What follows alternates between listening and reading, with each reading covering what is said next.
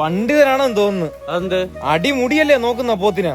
നിങ്ങൾക്ക് എത്ര കിലോ ഉള്ള പോത്തിനെ വേണം? ഒരു 2000 കിലോ ഉള്ള പോത്ത് ചേട്ടാ. 2000 കിലോ ഉള്ള പോത്താ? ഒരു കാര്യം ചെയ്യണം മോനെ, താഴെ വയലിൽ ഒരു പോത്തിനെ കിട്ടിയിട്ടുണ്ടേ, അവനെ അഴിച്ചോണ്ടോ, എന്നിട്ട് അവനെ കൂടെ അങ്ങ് ഒട്ടിക്കുക നമുക്ക്. എന്നിട്ട് ഒരു പോത്തെന്നങ്ങ് പറ. ചേട്ടാ ഞങ്ങൾക്ക് ഇതിനെ കുറിച്ച് വലിയ അറിവില്ല ചേട്ടാ, അതുകൊണ്ടാണേ.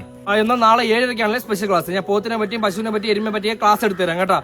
ഇതൊക്കെ ഒരു പൊതു ജ്ഞാനമുണ്ട്, അതൊക്കെ ചിന്തിച്ചെടുക്കാളോ. ഇതൊന്നും ആരും പ്രത്യേകിച്ച് പറഞ്ഞു തരത്തില്ല. ചേട്ടാ ഇതിനൊരു വില പറ. എന്ത്? എന്റെ കുഞ്ഞുങ്ങൾക്ക് വില പറയാനോ? എങ്കിൽ എഴുതിയെങ്കിലും കാണിക്കടോ, പറയാൻ പറ്റത്തില്ലെങ്കിൽ. പോയിന്റ്. എന്ത്? എനിക്ക് അക്ഷര വിദ്യാഭ്യാസം ഇല്ലെന്നോ? ഇത് വിൽക്കാനല്ലേ ചേട്ടാ ഇവിടെ വളർത്തുന്നത്. ഇതിനെ വിൽക്കാനല്ല ഞാൻ വളർത്തിയത്. പിന്നെ കഴപ്പാണോ വെറുതെ ഒരു പോത്തിനെ വളർത്താൻ? നീ ചോദിച്ച ഈ സെയിം ചോദ്യം ഞാൻ വേറെ വേവിലി കൂടെ ചോദിക്കണേ. നിന്റെ തന്തയ്ക്കും തള്ളയ്ക്കും വട്ടാണോ നിന്നെ ഇങ്ങനെ പോത്തിനെ പോലെ വളർത്താൻ? ഒരു സന്തോഷ വാർത്തയുണ്ട്, ഈ സംവാദത്തിൽ ചേട്ടൻ ജയിച്ചിരിക്കുന്നു. പോത്തിന്റെ കാര്യം പറയട്ടാ. അച്ഛൻ എന്ത് ചെയ്യുന്നു?